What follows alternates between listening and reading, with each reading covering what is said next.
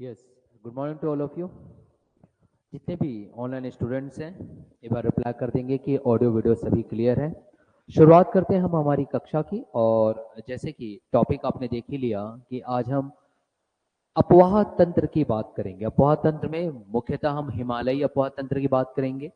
हिमालयी अपवाह तंत्र की अगर बात करें तो वहां पर आप याद रखिएगा तीन मुख्य नदियां आपको यहाँ दिखाई देती है। गंगा नदी अपवाह तंत्र, ब्रह्मपुत्र नदी अपवाह तंत्र और सिंधु नदी अपवाह तंत्र। आज हम इन तीनों अपवाह तंत्र को एक साथ पढ़ेंगे। जो इंपॉर्टेंट चीज है उस पर क्रैश कोर्स है, याद रखिएगा। दूसरा चीज आप ये याद रखिएगा, जो कुछ भी यहाँ पढ़ाया जा रहा है आप अपने पास एक स्टैंडर्ड बुक रखिए, उसे स्टैंडर्ड बुक से उसे मेल करिए और जो कुछ नया आपको मिले आप उसको अंडरलाइन कर लीजिए, अदरवाइज लिख लीजिएगा। और एक्स्ट्रा भी बुक से पढ़ते रहिए क्योंकि आपका अधिक से अधिक पढ़ना बहुत ज्यादा आवश्यक है। हम यहाँ पे एक सही मार्गदर्शन दे रहे हैं ताकि आपका जल्द से जल्द कोर्स कवर हो सके। चलिए, टॉपिक का नाम मैंने बताया अपवाह तंत्र। अब इस अपवाह तंत्र से संबंधित चीजों को अब हम देखते हैं।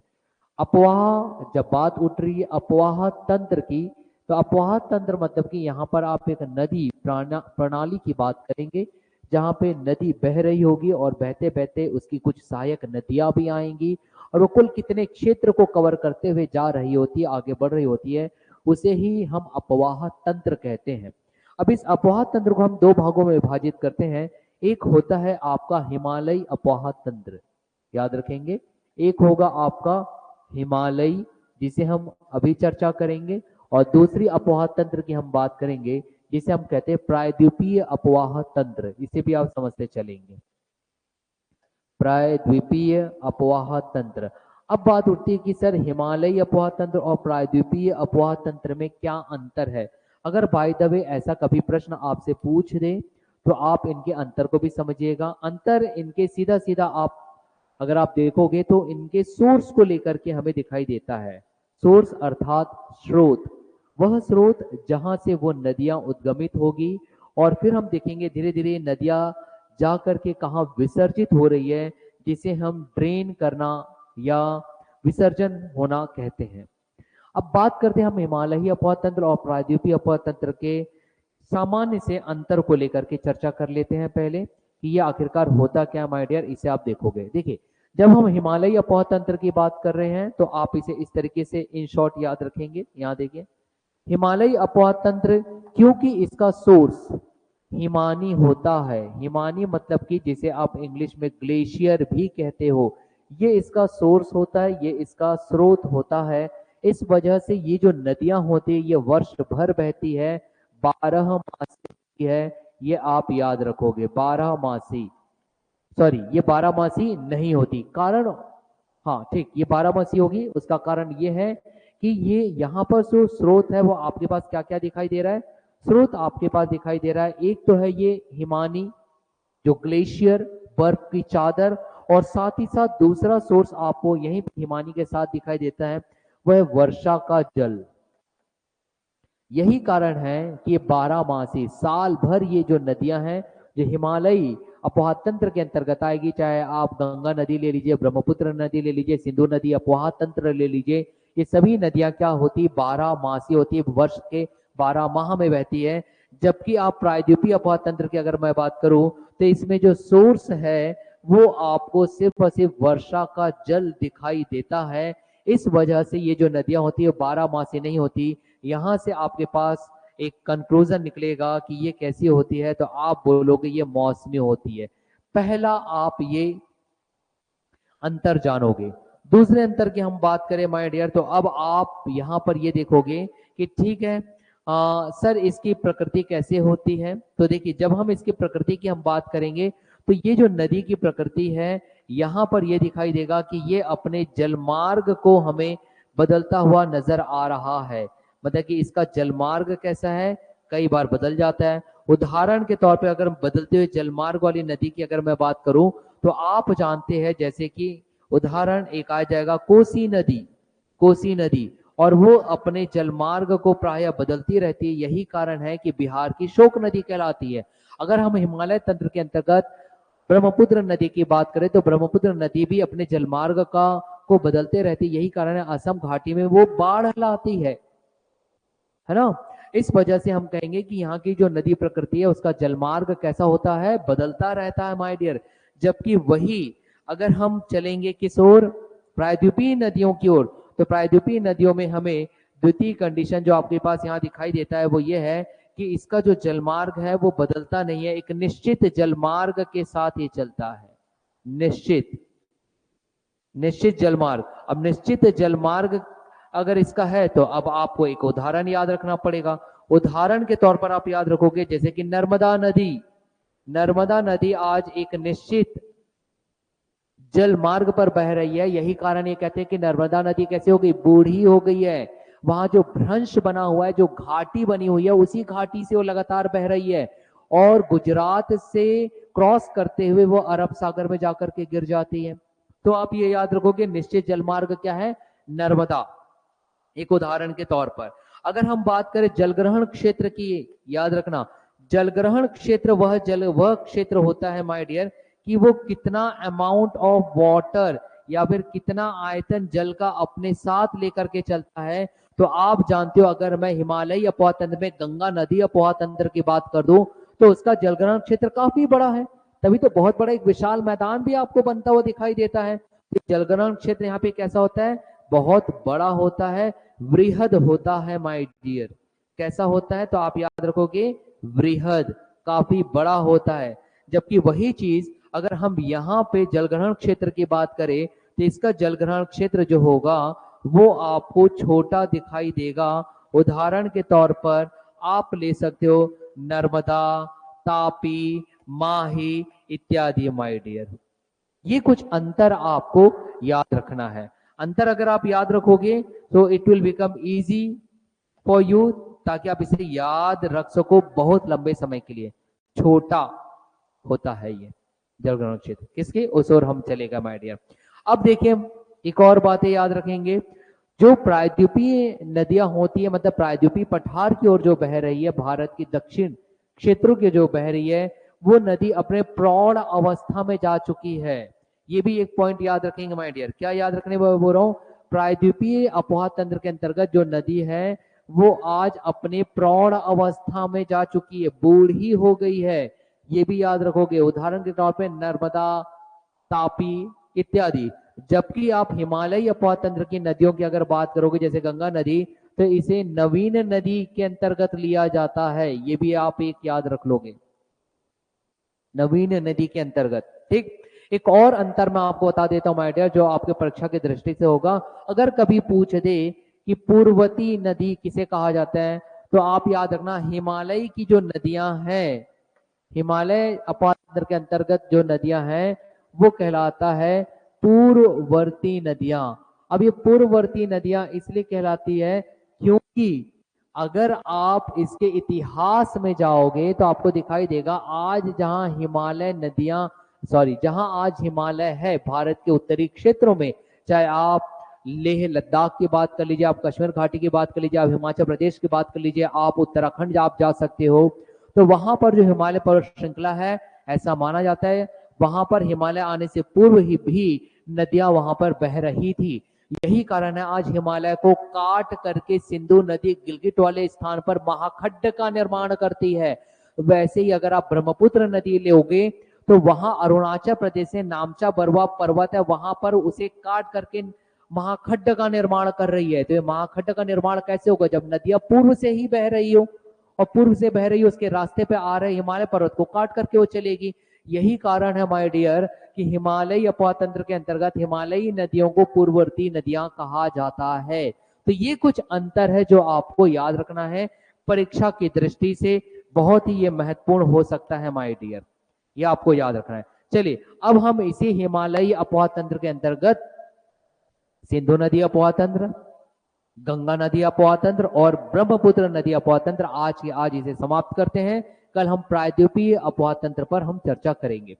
ध्यान दीजिएगा माय डियर, ये जितने भी यहाँ पे कक्षा में मैं आप जो कुछ भी मैं आपको तथ्य दे रहा हूँ, इसका पीडीएफ आप तक पहुंच जाता है, तो आप उसे याद कर लेंगे। आपके पास एक स्टैंडर्ड बुक होनी चाहिए, चाहे आप माजिद हुसैन ले लीजिए या एनसीईआरटी ले लीजिए या खुल्लर ले लीजिए इत्यादि इत्यादि, ज्ञान गंगा ले लीजिए, जो आपको बेहतर लगे, लेकिन आप उससे मिलान करके पढ़ते रहिएगा। हम आपको इन शॉर्ट बता रहे हैं, इन शॉर्ट, लेकिन आपको कॉन्सेप्ट बता रहे हैं, तथ्य बता रहे हैं, उसमें कोई कमी नहीं है। चलिए आगे बढ़ते हैं माय डियर। अब हम बात करेंगे हिमालयी अपवाद तंत्र के अंतर्गत एक महत्वपूर्ण अपवाद तंत्र, वो है सिंधु नदी घाटी अपवाद तंत्र। सिंधु नदी घाटी अपवाद तंत्र। अब हम देखेंगे सिंधु नदी अपवाद तंत्र के अंतर्गत इसकी कुछ सहायक नदियों की हम चर्चा करेंगे। उन सहायक नदियों का हमें देखना होगा कि वो किस स्थान से निकल रही है, हमें देखना होगा कि वो किसे जाकर के मिल जाती है, किसकी सहायक नदी है। सिंधु नदी अपवाह तंत्र की अब हम बात करेंगे। देखिए सिंधु नदी अपवाह तंत्र की अगर मैं बात करूं तो विशेष तौर पर आप सिंधु नदी अपवाह तंत्र से संबंधित भारत के अगर मैं क्षेत्रों की अगर बात करूं, पहले हम इसे भारत के परिप्रेक्ष्य से हम इसे देख लेते हैं माय डियर। यहाँ देखिए ये है हमारा भारत, ठीक। और भारत को अगर आप संपूर्ण ऐसा अगर बनाना चाहो तो आप इस तरीके से यहाँ बना लीजिएगा। ये हुआ दक्षिण वाला क्षेत्र, और यहाँ देखिए ये उत्तराखंड आ गया, ये इस तरीके से आप ऐसे कवर कर सकते हैं।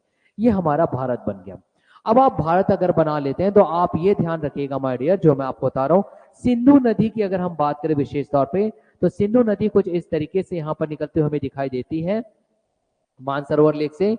वो इस तरीके से इंडिया से होते हुए पाकिस्तान में प्रवेश करेगी और यहाँ पर उसे मिलेगा अरब सागर, और अरब सागर में जाकर के ये जो सिंधु नदी है मिल जाएगी। ये आप याद रखोगे, अरब सागर में मिल गई कौन, सिंधु नदी। तो सिंधु नदी के साथ ही साथ उसकी अपनी कुछ सहायक नदियां हैं, 5 सहायक नदियां जो आकर के इसे मिलेगी। वो पांचों सहायक नदियां की हमें यहाँ पे चर्चा करनी होगी।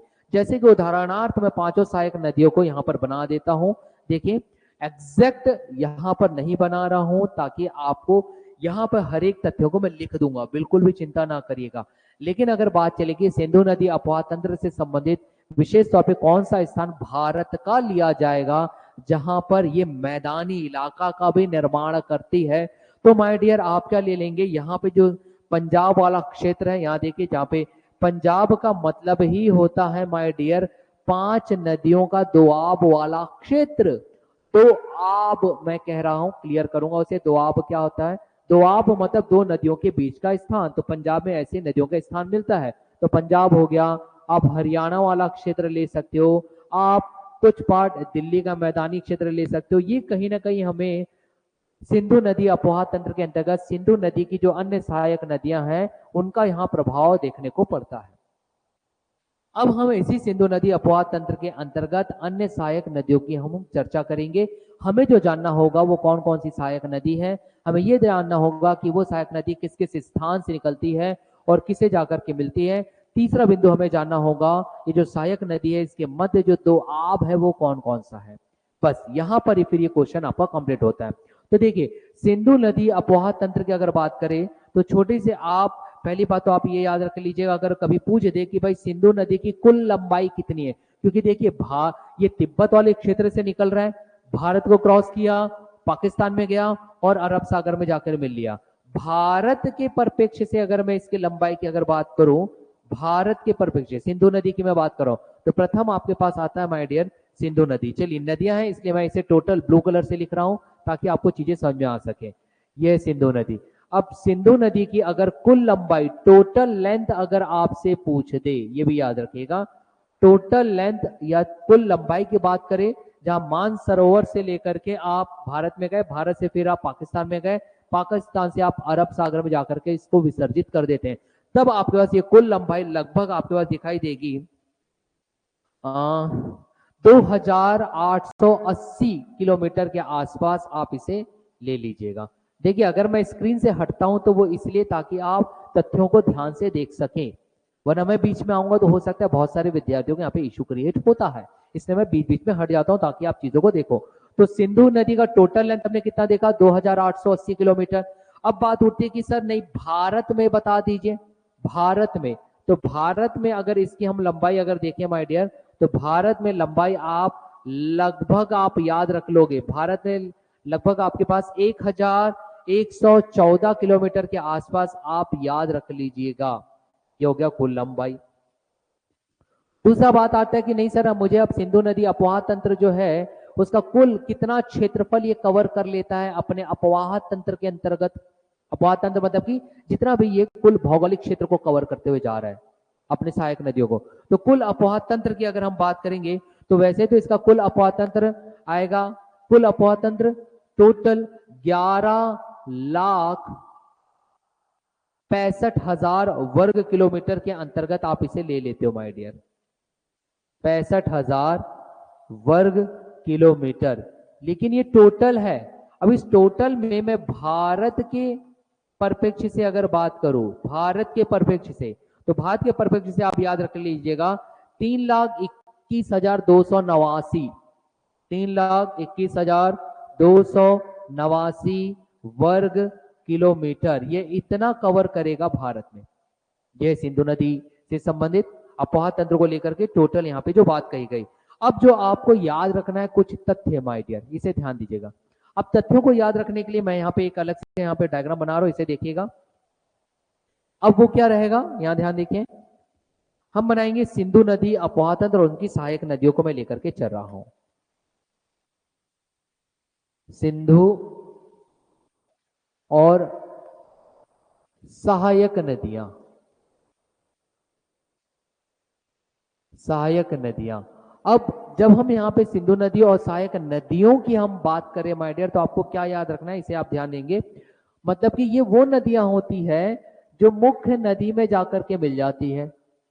सहायक नदियां मतलब कि एक मुख्य नदी होगी, जैसे सिंधु नदी मुख्य नदी है, और कुछ नदियां जाकर के उसे मिल जा रही है तो उसे हम सहायक नदियां कह देते हैं। अब मैं एक डायग्राम के हिसाब से आपको बना करके दे रहा हूं ताकि आप इसको इजीली याद रख सको काफी लंबे समय के लिए आगामी परीक्षा की दृष्टि से।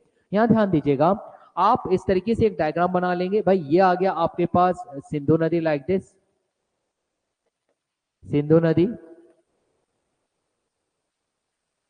ये हो गया आपके पास सिंधु नदी। अब इस सिंधु नदी में हमें क्या क्या याद रखना है, इसे ध्यान दीजिएगा। सिंधु नदी हमने बना दिया, सिंधु नदी के साथ अब हम इसके कुछ सहायक नदी है। तो सिंधु नदी का सर्वप्रथम आपको पता होना चाहिए इसका उद्गम स्थल कहां से है। तो उद्गम स्थल जब हम बात करेंगे तो आप तिब्बत वाले क्षेत्र में चले जाओगे माय डियर, याद रखना। चलिए यहाँ पे हम उद्गम स्थल की बात कर लेते हैं। कहां जाओगे, आप जाओगे तिब्बत, तिब्बत चले जाइए। तिब्बत में भी कहा, कैलाश पर्वत तरफ आप चले गए। चलिए कैलाश पर्वत, कैलाश पर्वत में भी आप कहा, तो आप चले गए मानसरोवर, यह आप याद रखो मानसरोवर। अब मानसरोवर चले गए तो मानसरोवर में भी अगर विशेष तौर पे अगर पूछ दे कि भाई आपने ठीक है मानसरोवर बता दिया, तिब्बत वाले क्षेत्र में कैलाश पर्वत रेंज है, मानसरोवर है, वहां पे कौन सी ऐसी हिमानी है या फिर ग्लेशियर है या हिमनद है जहां से सिंधु नदी निकल रही है। तो आप इसको याद रखोगे माय डियर, अगर हिमानी की अगर बात कर दे तो वो आएगा बोखारचू ग्लेशियर, ये आप याद रखिएगा। क्या कह रहा हूं मैं, बोखारचू, बोखारचू ग्लेशियर या हिमनद, ये आप याद रखोगे। यहां से ये निकलता है बोखारचू ग्लेशियर से। इतना कवर हो गया, सिंधु नदी चले निकल गई और जाकर के अंत में कहां जा रहा है, तो अरब सागर में जाता है। ये मुझे बताने की आवश्यकता नहीं है, मैं फिर भी यहां पे लिख दे रहा हूं अरब सागर। चलिए अरब सागर में जाकर के ये मिल जाता है, हो गया। अब सिंधु नदी की कुछ हम सहायक नदियों की हम बात करते चलेंगे। तो सबसे पहले याद रखिएगा, सबसे लंबी इसकी जो सहायक नदी है वो चेनाब है। तो चलिए चेनाब बनाते हैं, और जो चेनाब है माय डियर याद रखना, वो चेनाब इस तरीके से आएगी और जाकर के पाकिस्तान में कहीं जाकर के इसे मिलेगी। कहां जाकर के मीट करे उससे कोई मतलब नहीं, आप सीधा याद रखोगे चेनाब नदी। चलिए चेनाब हमने बना दिया, यह आ गया चेनाब नदी, जो सबसे लंबी नदी यहाँ पे दिखाई दे रही है। और चेनाब आई और सिंधु नदी में मिल गई, कहां, पाकिस्तान वाले क्षेत्र में। अब बात उठती है कि सर ये जो चेनाब नदी है वो चेनाब नदी किस स्थान से निकलती है, वो भी काफी महत्वपूर्ण है आपके पास। तो चेनाब नदी की अगर हम बात करेंगे माय डियर, तो सर्वप्रथम आपको जो याद रखना है वो ये याद रखना है कि चेनाब दो अलग अलग नदियों से बनता है, चंद्रा और भागा, याद रखना। दो नदियां मैं यहाँ पे इस तरीके से बना दे रहा हूं, इस तरीके से, एक आ जाएगा चंद्रा के नाम पे और दूसरा आ जाएगा भागा, चंद्रा और एक बना दीजिए आप भागा। ये लीजिए चंद्रा और भागा, जब ये चंद्रा नदी और भागा नदी दो सरिताएं आकर के मिलेगी तब ये बन कहलाता है चंद्रा भागा, एक साथ कहलाता है चंद्रा भागा। और यही चंद्रा भागा बाद में कहलाएगा चेनाब। तो ये कहां पर है? भारत में ही उद्गमित है। तो भारत में उद्गमित कहां पर है? तो आप चले जाओगे हिमाचल प्रदेश, और हिमाचल प्रदेश जाओगे तो केलांग आपके पास पर्वत मिलेगा, वहां चले जाइएगा। क्या बताया गया? हिमाचल प्रदेश, HP। हिमाचल प्रदेश में कहां पे? केलांग पर्वत श्रृंखला आपके पास यहां पे दिखाई दे रही है, ये लीजिए केलांग। केलांग में स्थान आप याद रख लीजिएगा तांडी, जहां पे ये जो दो नदियां हैं मिल रही है, चंद्रा और भागा, और कहलाएगी चंद्रा भागा। यही चंद्रा भागा आगे जाकर के हमें दिखाई देता है चेनाब के नाम पर। तो चलिए, चेनाब से संबंधित ये चीज हो गया जो आपको याद रखना है। अब चेनाब के बाद माय डियर दूसरी जो आपके पास नदी याद रखनी है वो है झेलम। यहां याद रखना झेलम। अब ये झेलम नदी भी एक सहायक नदी है सिंधु नदी की, लेकिन बात यह है कि ये जो झेलम नदी है वो चेनाब में जाकर के मिल जाती है। कौन सी नदी मैंने कहा? झेलम। यहां देखिए झेलम नदी माय डियर, झेलम। ठीक है, याद रखेंगे आप सबके सब। तो झेलम नदी। अब बात उठी, ठीक है सर झेलम नदी जाकर के चेनाब में मिल गई, तो झेलम नदी कहां से निकलती है? इसका उद्गमिक स्थान बताइए। तो उद्गमिक स्थान अगर आपको बताना है तो आप याद रखेंगे, आप चले जाओगे कश्मीर घाटी। देखिए मैं लिखते भी चल रहा हूं यहीं पे माय डियर। ये कहां से निकलेगा? तो ये निकलेगा कश्मीर वाले एरिया से, कश्मीर। और जब आप कश्मीर जाते हो तो कश्मीर में आपके पास मतलब ये कश्मीर घाटी, आप इस तरीके से याद रखोगे कश्मीर घाटी। कश्मीर घाटी में आप जाओगे तो वहां पे आपके पास एक झील जैसा एरिया मिलेगा जिसे हम शेषनाग वेरिंगनाग झील कहेंगे। मैं पूरा कंप्लीट लिख दे रहा हूं, वेरिंगनाग। यहां पर आपके पास मेरा शेषनाग माय डियर। यहां से झेलम निकला और झेलम जाकर के चेनाब में मिल गया। ये हो गया झेलम की बात कंप्लीट। झेलम के बाद अब आपको कौन सी नदी याद रखनी है? तो आप याद रखोगे माय डियर रावी। नेक्स्ट जो आप याद रखोगे वो है रावी। चलिए रावी बना देते हैं, यहां कहीं से आप रावी नदी ले लीजिए, और रावी नदी भी जाकर के चेनाब में जाकर के मिल जाएगी। कौन सी नदी बोला? रावी। ये लीजिए हो गया, रावी नदी जाकर के मिल गई। अब बात उठी सर रावी नदी कहां से निकलती है? रावी नदी की अगर हम बात करेंगे माय डियर तो याद रखिएगा रावी आपको हिमाचल प्रदेश वाले एरिया से मिलेगी। हिमाचल प्रदेश, हिमाचल प्रदेश। हिमाचल प्रदेश में आप चले जाइए कुल्लू पहाड़ी। कुल्लू पहाड़ी वाले क्षेत्र में आपके पास मिलेगा रोहतांग दर्रा, वहां से ये निकलता हुआ नजर आ रहा है रोहतांग दर्रा।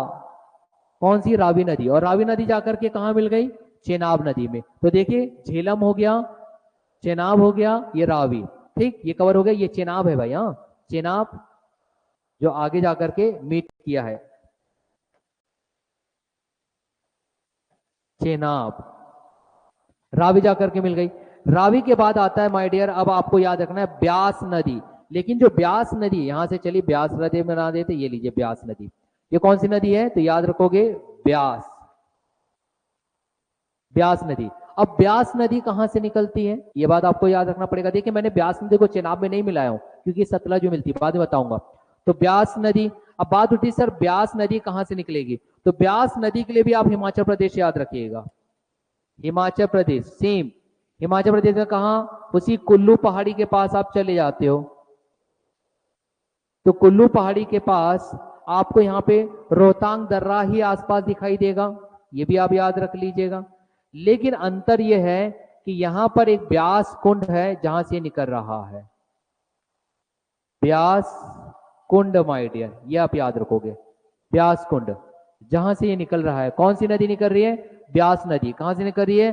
ब्यास कुंड। ब्यास कुंड कौन सा? तो आप कुल्लू पहाड़ी तरफ चले गए, रोहतांग दर्रा, यहां से आपने निकाल दिया ब्यास नदी। अब ये जो ब्यास नदी आपके निकली, ये जाकर के सतलज में मिलती है, सतलज, ये भी याद रखना। और ये सतलज जाकर के फिर कहीं चेनाब में जाकर के मिलेगी, पंजाब को क्रॉस करते हुए। तो आप यहां पे लिख देंगे सतलज। देखिए याद कराने की दृष्टि से मैं इन शॉर्ट सभी चीज बता रहा हूं, बिल्कुल भी ना घबराइएगा। सतलज आगे बढ़ा, ये सतलज फिर यहां लिख दिया ताकि आप कंफ्यूज ना हो कौन सी नदी जाकर के कहां मीट कर रही है। सतलज नदी हो गया। देखिए सतलज नदी आगे चली गई, ब्यास आकर के इसमें मिली। अब बात उठती है सतलज नदी कहां से निकलेगी, उद्गमी के स्थान कौन सा है, तो आप तिब्बत वाले क्षेत्र में चले जाते हो माय डियर, तिब्बत वाले क्षेत्र में। तो तिब्बत वाले क्षेत्र में जाओगे तो मानसरोवर झील राकसताल, क्या कहा मैंने, आप चले जाओ कहां, तिब्बत, तिब्बत में कहा मानसरोवर, मानसरोवर में भी आप याद रखोगे राकसताल झील,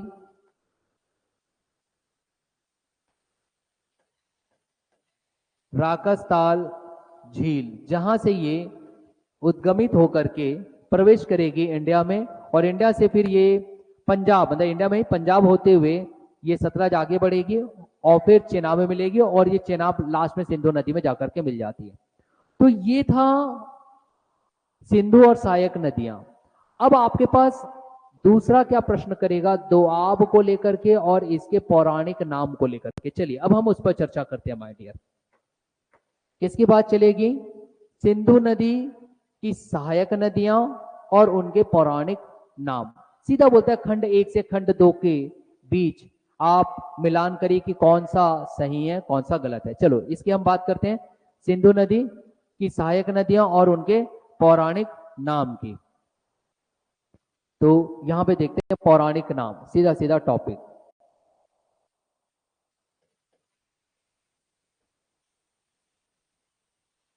पौराणिक नाम किसकी, तो सिंधु नदी की जो सहायक नदियां हैं उनकी हम बात करेंगे। तो कौन कौन सी सहायक नदियों को हमने देखा, चलिए सतलज से ही शुरुआत कर लेते हैं। सतलज हमने देखा, सतलज का पौराणिक नाम हमें दिखाई देता है शतुद्री, याद रखिएगा शतुद्री। द्वितीय आपके पास आता है, आप याद रख लीजिए ब्यास। चलिए तो ब्यास हमने देखा था, ब्यास कुंड से निकल रहा था और जाकर के ब्यास सतलज में मिली थी। तो ब्यास के लिए आप याद रखोगे विपाशा नदी का ही नाम है, विपाशा। तृतीय सहायक नदियों के तौर पर आपको दिखाई दे रही थी रावी नदी, और रावी हमने देखा था जाकर के किसमें मिल रही थी, चेनाब में। तो रावी का जो पौराणिक नाम है उसे याद रखोगे, रावी का पौरुषणी या इरावती, पौरुषणी ऑब्लिक इरावती, इसी का ही नाम है, घबराना नहीं है, याद ही करना है आपको। चतुर्थ रावी के बाद अब हम देख लेते हैं झेलम, जो चेनाब में जाकर के मिली थी। चलिए झेलम, झेलम का पौराणिक नाम आपको दिखता है वितस्ता। सीधा सीधा स्ट्रेट फॉरवर्ड आपसे प्रश्न करेगा ये, वितस्ता, और अंत में चेनाब।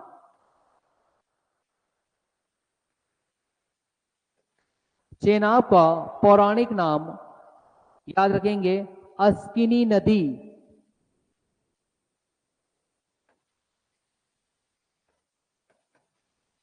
अस्किनी। तो ये कुछ पौराणिक नाम है जो आपको कंठस्थ कर लेने माय डियर। क्या क्या बताया गया, सतलज का शतुद्री, ब्यास का विपासा, रावी का पौरुषण या इरावती, झेलम का वितस्ता और चेनाब का अस्किनी। डायरेक्ट पूछता है मैच द कॉलम में खंड 1 को खंड 2 से मिलान करिए, कौन सा सही है कौन सा गलत है। अन्य तथ्यों की ओर जाते हैं, अब दोआब वाले एरिया को लेकर के बात करेगा। दोआब, दोआब मतलब कि क्या होता है इसे समझेंगे माय डियर।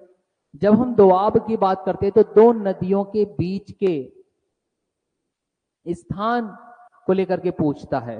तो चलिए सबसे पहले हम बना लेते हैं इन नदियों का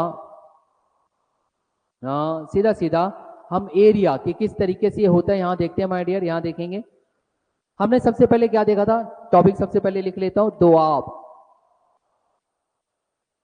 दोआब मतलब दो नदियों के बीच का स्थान।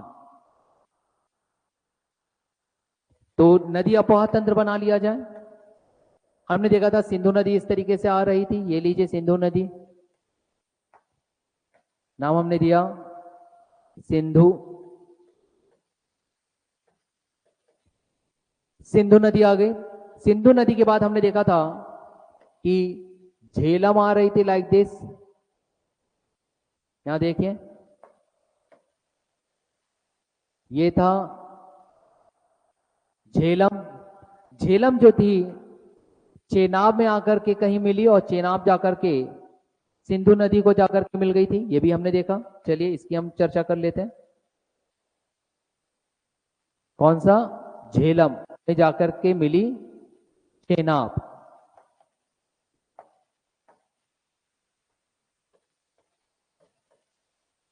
चेनाब आकर के मिल गई, कौन? झेलम को लेते हुए चेनाब, ये भी हमने देखा था, ध्यान से समझिएगा। फिर हमने देखा उसके पश्चात ये सिंधु, झेलम, चेनाब और रावी। तो रावी आप इस तरीके से बना दीजिए। और रावी हमने देखा था कहां जाकर के मिल रही है, तो रावी भी जाकर के मिली चेनाब में, तो हमने ये बना दिया रावी। रावी के बाद हमने अन्य नदी देखा, वो था ब्यास, इस तरीके से। और ब्यास को हमने मिला दिया था सतलज से। ब्यास जाके मिल गई सतलज से।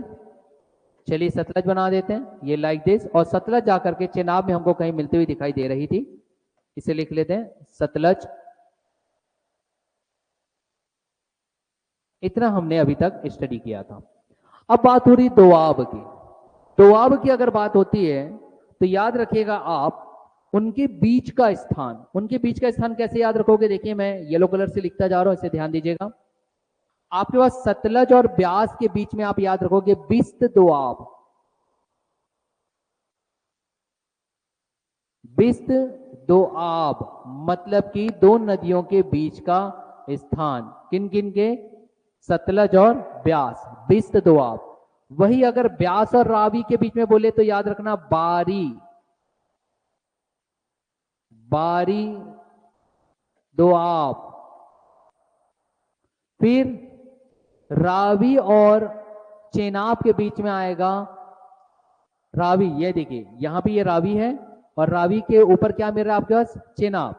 तो रावी और चेनाब के बीच में लोगे रचना दोआब।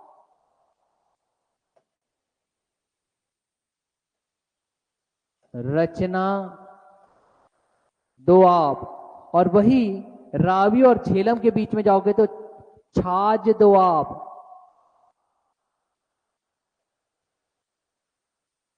छाज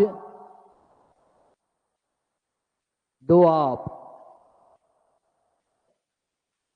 ये आप याद रखेंगे, छाज दोआब। और झेलम और सिंधु के बीच में उन्हीं के नाम से ही है, इसलिए उसे उतना बताने की आवश्यकता नहीं है। इंडस या सिंधु झेलम तो क्लियर हो जाता है। मेन यही है, बिस्त दोआब, बारी दोआब, रचना दोआब और छाज दोआब, जो आए दिन आपसे पूछता रहता है, जो आपको पता होना चाहिए कि कौन कौन सा दोआब वाला क्षेत्र है माय डियर। ये कवर होता है इतने प्रश्न इस सिंधु नदी घाटी से संबंधित। अब हम आगे बढ़ते हैं माय डियर, वो है गंगा नदी को लेकर के। चलिए दोआब, ये वाला बिल्कुल ना घबराइएगा, सिंधु नदी और झेलम के बीच में उसी के नाम पर है। सिंधु सागर दोआब कह देता है तो आपको पता चल जाएगा। अगर वो ऐसा कह दे सिंधु सागर बताओ तो ये सिंधु सागर दोआब है। सिंधु सागर दोआब। अब इनको याद करने का एक तरीका मैं बता देता हूं। देखिए याद करने का तरीका आप कैसे याद रखोगे, यहां देखिए ब्यास का बी था और सतलज का एस था, बी और एस, बिस। ये देखो बिस्त दोआब आ गया। दूसरा यहां बी है और रावी के लिए आर रख लो, बी आर, है ना। यहां देखो बी और ये आर, तो यहां से क्या आ जाएगा आपके पास? बारी। देखो बी आर, बारी, बारी मिल गया। अब ये रावी और चेनाब के बीच में सी, आर सी, आर सी, रचना, रचना दिख रहा है आपके पास। और सी और ये झेलम के बीच में, तो सी और जे, सी और जे, छाज दोआब दिख रहा है। तो इनके नाम से ही आप इसको याद रख सकते हो, कभी आप भूलोगे ही नहीं। ठीक, चलो अब हम बढ़ते हैं माय डियर गंगा नदी अपवाह तंत्र की ओर, जिससे संबंधित प्रश्न काफी महत्वपूर्ण होते हैं आपके लिए, जो आए दिन पूछता रहता है। चलिए अब हम बात करते हैं गंगा नदी अपवाह तंत्र की। पीडीएफ आपको भेज दिया जाएगा, तो बिल्कुल भी यहां ना घबराइए। डेली निरंतर जो कोई भी आपके यहाँ पे कक्षा ली जाती है, आपके ग्रुप में ये भेज दिया जाता है।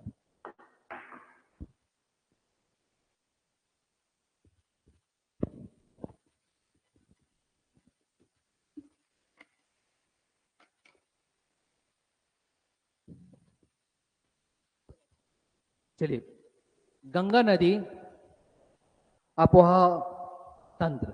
अब गंगा नदी अपवाह तंत्र क्या है, यहां देखते हैं। नेक्स्ट, गंगा नदी अपवाह तंत्र। अब गंगा नदी अपवाह तंत्र में जो प्रश्न आपसे पूछे जाते हैं वो विशेष तौर पे होता है गंगा नदी से बनने वाले पंचप्रयाग, और पंचप्रयाग हमको उत्तराखंड में जाना होगा। फिर गंगा नदी से बनने वाली कुछ संगम, जैसे कि अभी इलाहाबाद प्रयागराज, जो उसका आज वर्तमान नाम है, जो अभी काफी चर्चा में है क्योंकि वहां महाकुंभ चल रहा है। तो वहां पे कौन कौन सी नदियों का संगम है, इस प्रकार के प्रश्न पूछते हैं। तीसरा एक जो प्रकार पूछेगा वो है गंगा नदी की जो अन्य सहायक नदियां हैं, कुछ विशेष सहायक नदियों के हमें उद्गम स्थल भी याद रखना होगा। इस प्रकार के प्रश्न इस गंगा नदी से बनते हैं। तो बात करते हैं अब हम गंगा नदी अपवाह तंत्र के, माय डियर। चलिए देखते हैं कि कौन कौन से तथ्य है जो आपको यहां पता होना चाहिए गंगा नदी अपवाह तंत्र से संबंधित। गंगा नदी अपवाह तंत्र की अगर हम बात करें, चलिए यहां पे देखते हैं। तो सर्वप्रथम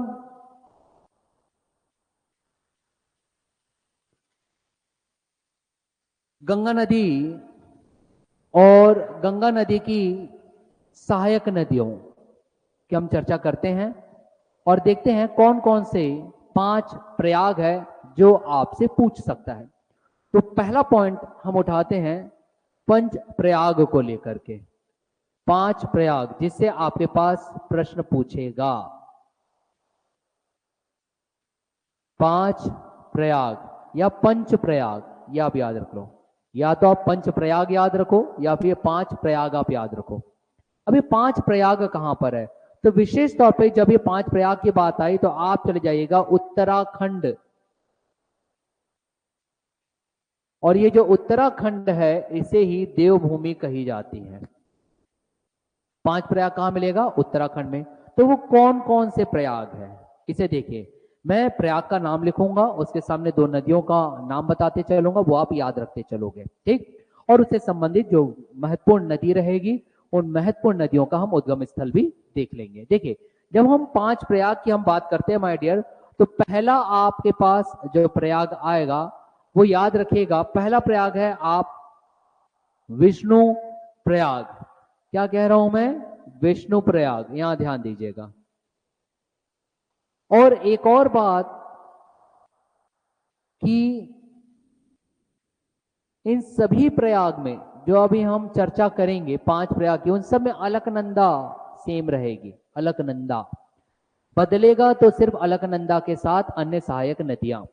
अगर आपसे पूछ दे कि विष्णु प्रयाग में किन 2 नदियों का संगम है, तो एक नदी तो आप एकदम फिक्स रखोगे माय डियर, नदियों को मैं ब्लू कलर से लिख रहा हूं, वो है अलकनंदा, फिक्स। और इसीलिए वो आपको इस प्रकार से मैच द कॉलम जोड़ी बनाओ में दे देता है, या कथन को दे देगा, कौन सा कथन सत्य नहीं है, तो आपको पता होना चाहिए कौन कौन सी नदियां मिलकर के कौन सा प्रयाग बनाती है। अलकनंदा के साथ अगर आप विष्णु प्रयाग बनाना चाहते हो तो आप नदी का नाम याद रखोगे, वो है धौली गंगा। देखिए, धौली गंगा अलग है, राम गंगा अलग है, बिल्कुल भी कंफ्यूज नहीं होना है। और एक गौरी गंगा, 3 गंगा का नाम सुनने मिलेगा अलग अलग, धौली गंगा, गौरी गंगा, राम गंगा, तो कंफ्यूज नहीं होना है। और बूढ़ी गंगा, जो गोदावरी को कहते हैं। इसलिए विद्यार्थी कंफ्यूज हो सकते हैं माय डियर, ध्यान दीजिएगा। इसलिए उन सभी तथ्यों को कॉन्सेप्ट के साथ यहाँ पे बताया जा रहा है आपको, ताकि कम समय में एक बेहतर तैयारी हमारे सभी प्रिय विद्यार्थियों की हो सके। अब यहाँ देखिए, हमने बात किया अलकनंदा और धौली गंगा। अब बात उठती है, सर अलकनंदा अगर इतना ही कॉमन है सभी प्रयागों में, तो अलकनंदा से संबंधित आपके पास महत्वपूर्ण बात पता होनी चाहिए। वो महत्वपूर्ण बात क्या कि सर फिर अलकनंदा का विशेष तौर पर आप हमें बता दीजिए कि अलकनंदा कहां से निकले।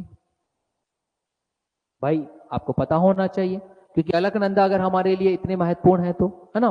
तो चलिए हम उसकी बात कर लेते हैं। अलकनंदा मैं अलग से लिख देता हूं आपके पास, इसे देखेंगे क्योंकि ये फेमस है। आप जब उत्तराखंड जाओगे माय डियर, यहां देखिए मैं यहां लिख दे रहा हूं अलग कलर से, येलो कलर से, अलकनंदा का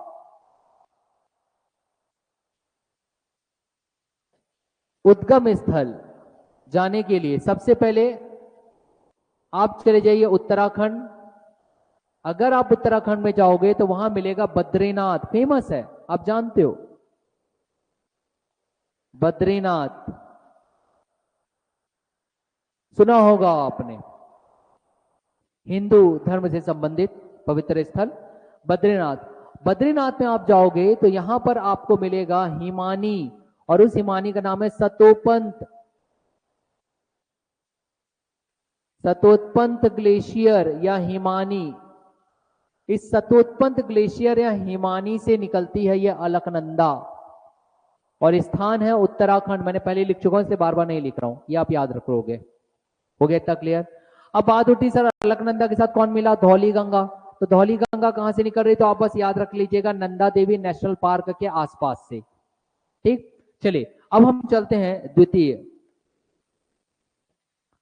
विष्णु प्रयाग के बाद जो प्रयाग आपके पास मिलेगा my dear, Karnaprayag. Second हम ले लेते हैं कर्ण प्रयाग। अब कर्ण प्रयाग है तो एक तो कॉमन ही है अलकनंदा, ये कॉमन है अलकनंदा। अलकनंदा के साथ कर्ण प्रयाग में जो नदी आकर के मिलेगी वो है पिंडारी नदी, याद रखना, पिंडारी नदी आकर के मिलती है अलकनंदा। आपको बता दिया अलग से, पिंडारी नदी कहां से निकलेगी अगर ऐसा कुछ प्रश्न अगर आपसे आ जाए तो पिंडारी नदी का जैसा नाम है वैसे ही उसका हिमनद आ जाता है, याद रखेंगे वो पिंडारी हिमनद के आसपास से निकलेगी।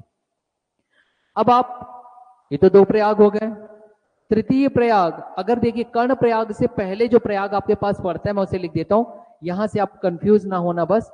ये देखिए ये कर देते हैं हम दूसरा, ये तीसरा। दूसरे प्रयाग के तौर पे ना आप कर्ण प्रयाग से पहले आप याद रखोगे वो कहलाता है आपका नंद प्रयाग, याद रखोगे क्या कहलाएगा, नंद प्रयाग। और नंद प्रयाग के बाद अगर आप उत्तर से दक्षिण, ये मैं इसलिए बता रहा हूं अगर कभी बोलते हैं उत्तर से दक्षिण आप इसे जमाइए कौन कौन सा प्रयाग पहले आता है, इसलिए मैं बता रहा हूं पहला विष्णु प्रयाग, सेकंड में नंद प्रयाग, फिर आप कर्ण प्रयाग में जाइएगा। ठीक, तो चलिए नंद प्रयाग में भी आपके पास नदी कौन सी, एक नदी तो कॉमन है अलकनंदा, ये कॉमन है भाई, अलकनंदा कॉमन है। अलकनंदा के साथ नंद प्रयाग बनाने के लिए नंदाकिनी नदी मिलेगी यहां पर, नंदाकिनी नदी, ये आप याद रखोगे। और नंदाकिनी नदी का उद्गम स्थल अगर पूछ दे तो नंदा घुंटी नामक स्थान के आसपास से आपको दिखाई देता है। तो तीन प्रयाग हो गए हमारे पास। चलिए चतुर्थ प्रयाग में अब हम चलते हैं। चतुर्थ कर्ण प्रयाग के बाद अगर आप नीचे आओगे तो आपको दिखाई देगा रुद्र प्रयाग माय डियर।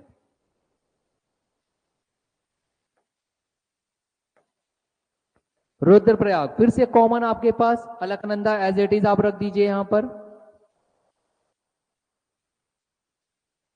अलकनंदा।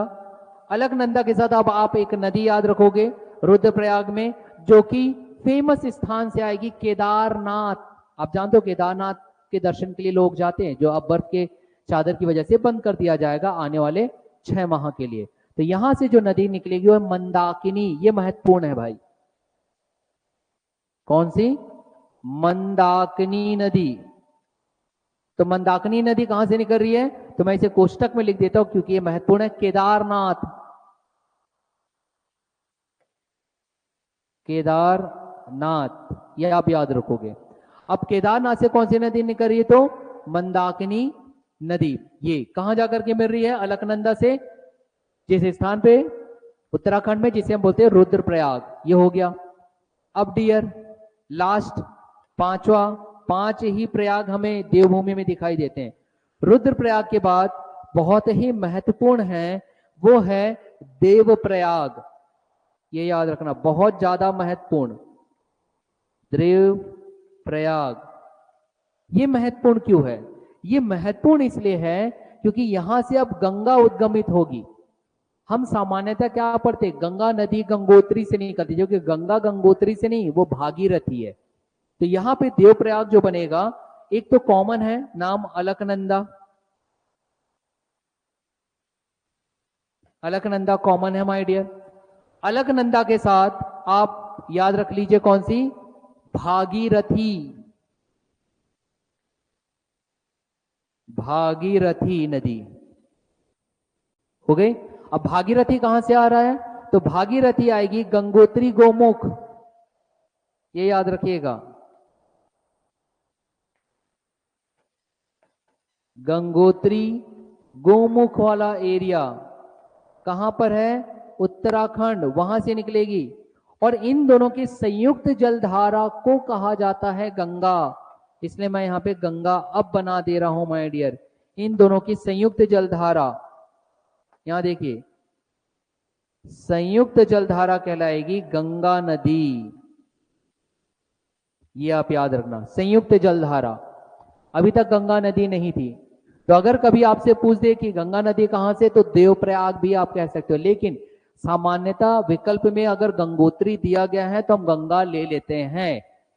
तो गंगोत्री गोमुख से भागीरथी, अलकनंदा ऑलरेडी आ रही है कहां से? बद्रीनाथ सतोत्पंत हिमानी से। और ये दोनों मिलेगी जिस पॉइंट पे, उसे हम देवप्रयाग कहते हैं, जहां से गंगा उद्गमित हो रही है। तो ये है गंगा नदी अपोहा तंत्र के अंतर्गत आने वाले 5 प्रयाग उत्तराखंड में माय डियर। अब इससे संबंधित वो कौन से प्रश्न कर सकता है? इससे संबंधित वो प्रश्न करेगा कि कुछ संगम को बता दीजिए। तो चलिए अब हम संगम की बात करेंगे गंगा नदी अपोहा तंत्र के अंतर्गत।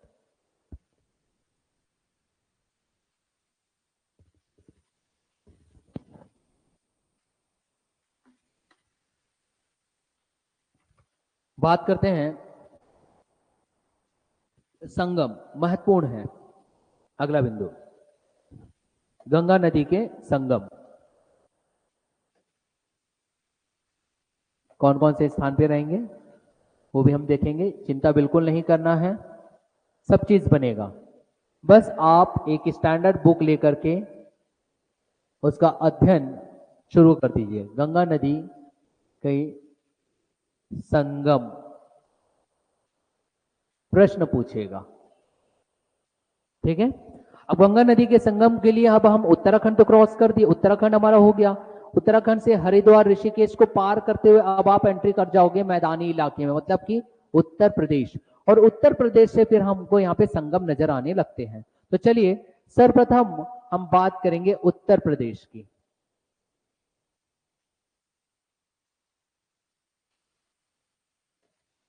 उत्तर प्रदेश, अब उत्तर प्रदेश में कौन कौन से संगम संगम है? अलग कलर से इसे लिया जाए। चलिए संगम उत्तर प्रदेश जैसे आप जाते हो तो सबसे पहले आप उत्तर प्रदेश में संगम के तौर पे याद रखिएगा कन्नौज वाला एरिया।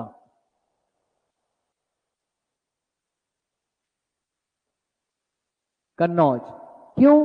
क्योंकि जब आप कन्नौज में जाओगे, देखिए अब देवप्रयाग से गंगा आ रही है, अब अलकनंदा नहीं आ रही, तो कन्नौज में गंगा मिलेगी। अब गंगा कॉमन चलेगी ना, गंगा गंगा के साथ आएगी राम गंगा। देखिए राम गंगा आ गई, मैंने बोला था ना, आप धौली गंगा, राम गंगा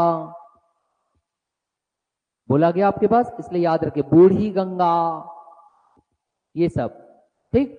गौरी गंगा, गौरी गंगा कौन सी गंगा है? काली नदी को कहते हैं, या किस शारदा नदी को कहते हैं, याद रखिए शारदा नदी को गौरी गंगा कहते हैं। जबकि बूढ़ी गंगा गोदावरी को कहते हैं, रामगंगा अलग से है, धौली गंगा इससे पहले ही आ गई थी जब हम प्रयाग बना रहे थे सर्वप्रथम उत्तराखंड में। तो रामगंगा, तो कन्नौज में गंगा के साथ संगम हुआ किसका? रामगंगा का। अब अगर रामगंगा का पूछ दे भाई, ठीक है रामगंगा बता दो कहां से आ रही है, तो रामगंगा का स्थान आप याद रखो, मैं सिर्फ रामगंगा की मैं बात कर रहा हूं, रामगंगा। तो रामगंगा आएगी पौड़ी गढ़वाल, पौड़ी गढ़वाल दूधा टोली श्रेणी,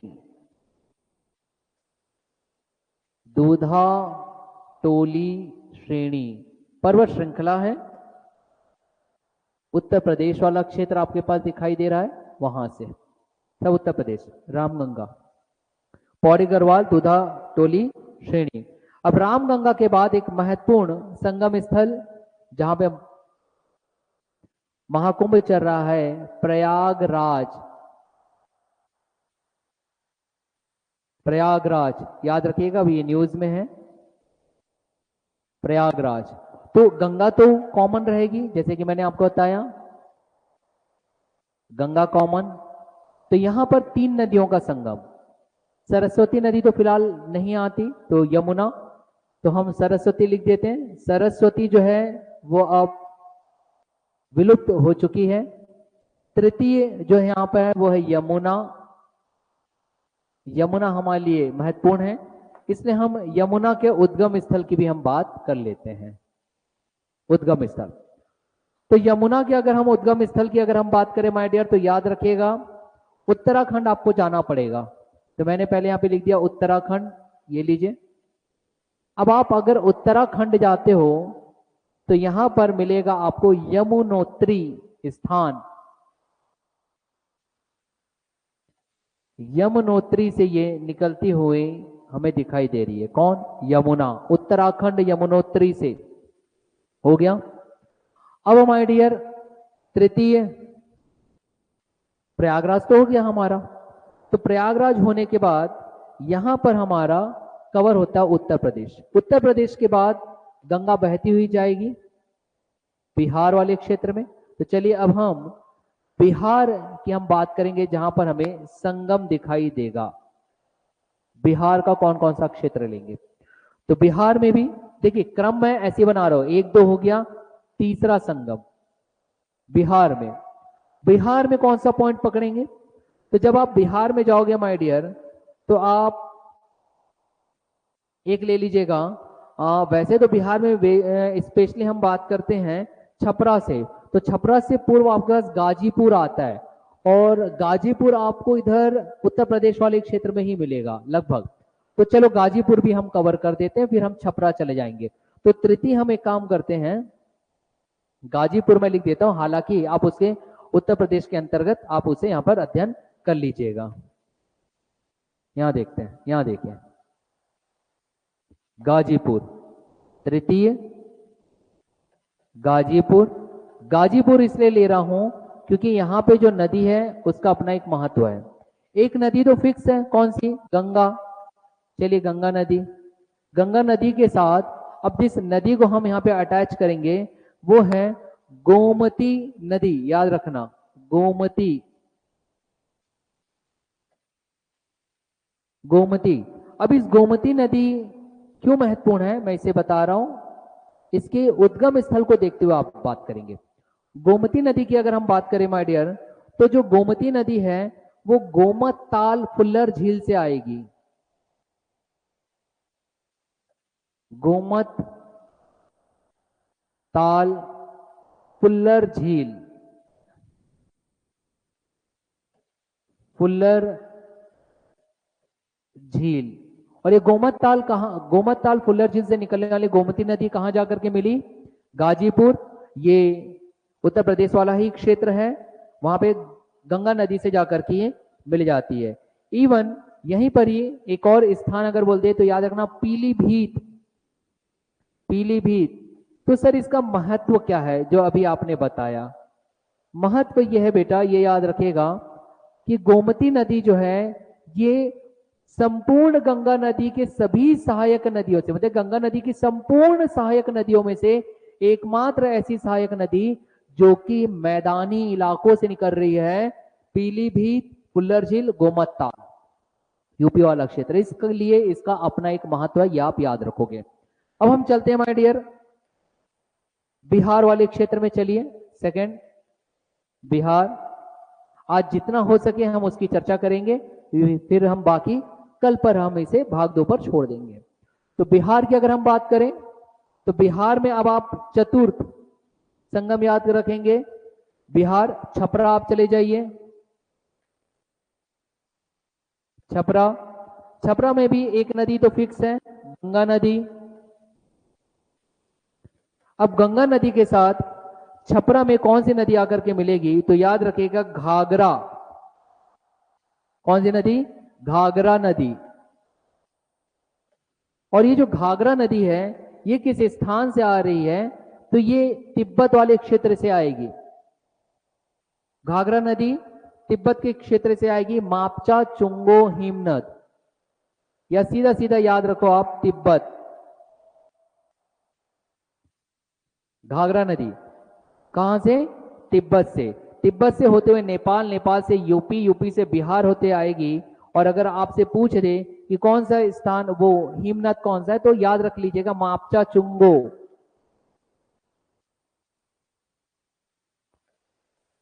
मापचा चुंगो हिमनद से निकलते हुए आ रही। छपरा हो गया हमारा बिहार का छपरा कवर। बिहार के छपरा के बाद अब आप चले जाओ, महत्वपूर्ण है पटना।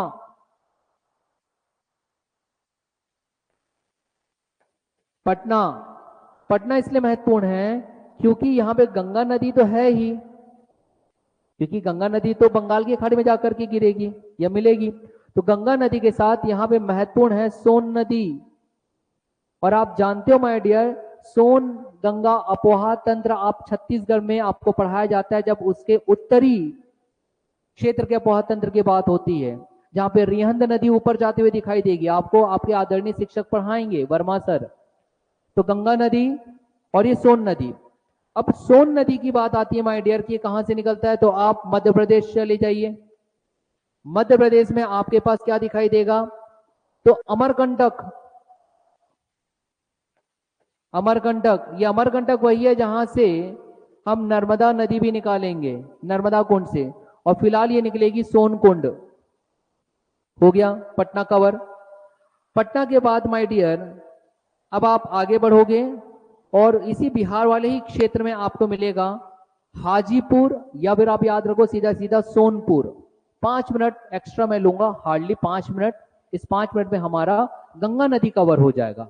कल हम ब्रह्मपुत्र और आदि इसके बाद की जो नदियां हैं उस अपोहा तंत्र की बात करेंगे। देखिए पांचों के बाद मैंने आपको क्या बोला, आप याद रखोगे बिहार वाले क्षेत्र में। छठवा कहां चले जाइए आप, हाजीपुर, या फिर आप याद रखोगे इसे ही हाजीपुर स्थान की जगह सोनपुर भी आप इसे याद रख सकते हैं, या आप याद रखोगे माय डियर हाजीपुर या सोनपुर। क्यों हाजीपुर और सोनपुर? यहां पे गंगा के साथ कौन सी नदियां मिल रही है या नदी मिल रही है? गंगा के साथ इस सोनपुर वाले क्षेत्र में गंडक नदी आकर के मिलेगी माय डियर, गंडक, ये याद रखना। और गंडक कहां से आ रही है, तो गंडक ये नेपाल होते हुए एंट्री करेगी, याद रखिएगा नेपाल से। वही तिब्बत के नीचे आपको नेपाल वाला कंट्री मिलेगी, तो ये नेपाल से आएगी, बस इतना याद रख लीजिएगा। और नेपाल से आप गंडक को जब लाते हो तो वही जो गंडक नदी है नेपाल में हमें दिखाई देती है नारायणी के नाम पर, जो कि आपको धौलागिरी और माउंट एवरेस्ट या भी एवरेस्ट पर्वत और धौलागिरी के मध्य से होते हुए नेपाल वाले क्षेत्र से गंडक नदी आएगी और गंगा में समा जाएगी हाजीपुर और सोनपुर वाले क्षेत्र में बिहार के। चलो बिहार हमारा कवर हो गया माय डियर। लेकिन बिहार को कवर करने से पूर्व हमको कोसी नदी लाना जरूरी है, महत्वपूर्ण है। तो एक और हम यहाँ पे संगम देख लेते हैं, जो कि कोसी नदी के लिए अब क्षेत्र आप ले लीजिएगा भागलपुर।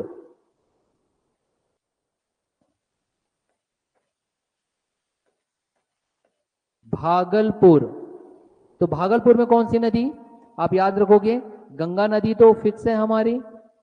गंगा नदी के साथ आप अटैच कर दीजिए कोसी, और कोसी इसलिए महत्वपूर्ण है क्योंकि आप जानते हो माय डियर, जब हम कोसी की बात करते हैं तो कोसी जो है बिहार की शोक नदी कहलाती है, शोक नदी, क्योंकि कोसी नदी का जो क्षेत्र है जहां से वो बहती है वो आए दिन बदलता रहता है।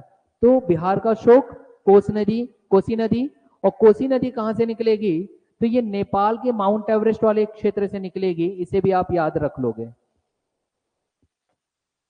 नेपाल, नेपाल में एवरेस्ट याद रख लीजिए, पर्वत जो है एवरेस्ट। अब पूछ रहे नहीं भाई एवरेस्ट में भी आप वो चोटी बताइए जहां से कोसी नदी निकलेगी, क्योंकि कोसी नदी का अपना एक महत्व है। तो गोसाई थान याद रखेंगे, क्या कहा मैंने, गोसाई थान।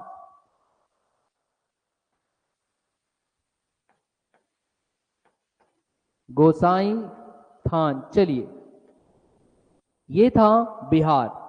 अब बिहार के बाद हम झारखंड वाले क्षेत्र में जाएंगे, साहेबगंज।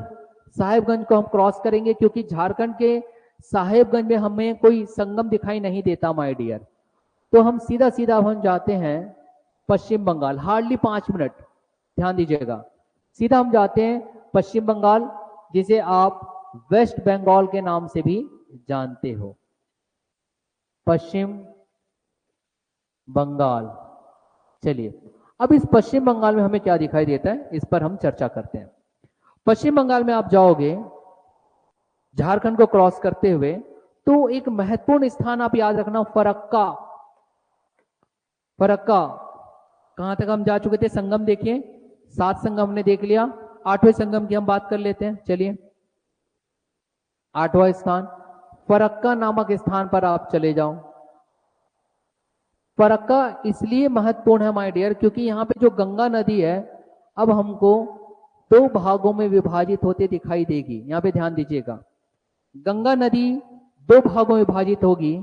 एक तो चले जाएगी कोलकाता होते हुए हुगली नदी के नाम पे, इसलिए इसे महत्वपूर्ण बोल रहा हूं मैं, हुगली नदी के नाम पे।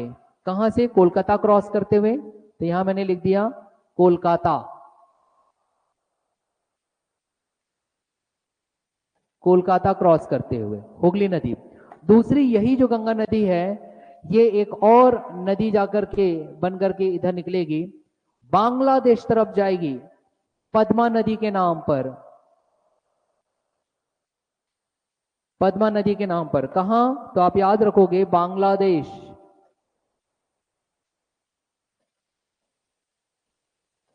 बांग्लादेश आप एंट्री करवा दीजिए पद्मा नदी के नाम पर, हो गया, ये चीज आप याद रखोगे। फरक्का से, अब इसी फरक्का में एक सहायक नदी आकर के मिलेगी, वो याद रख लीजिएगा, जो मैं प्लस करके लिख रहा हूं, महानंदा, ये याद रखना, महानंदा। और ये महानंदा कहां से आ रही है, इसके स्थान को याद रखेंगे, मैं अलग से ग्रीन कलर में लिख रहा हूं, ये वेस्ट बंगाल वाले ही क्षेत्र से ही है। वेस्ट बंगाल मतलब पश्चिम बंगाल। पश्चिम बंगाल में कहा, दार्जिलिंग की पहाड़ियों से माय डियर, दार्जिलिंग की पहाड़ियों से आएगी। अब हुगली नदी क्या करेगी, तो हुगली नदी जो है आगे जाकर के बंगाल की खाड़ी में समा जाएगी या विसर्जित हो जाएगी, बंगाल की खाड़ी। इतना आपको याद रखना है माय डियर।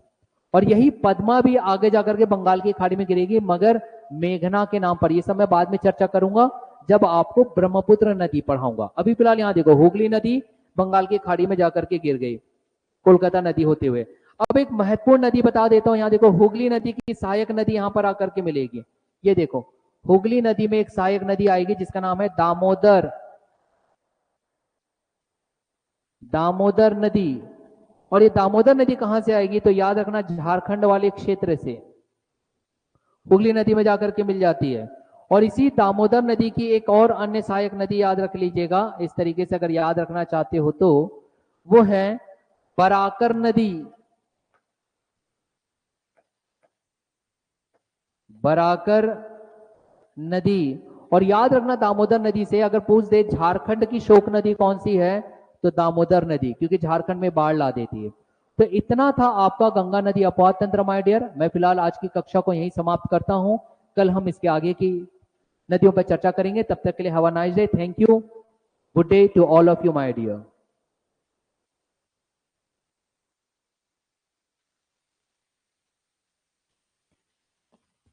मिलते हैं फिर कल।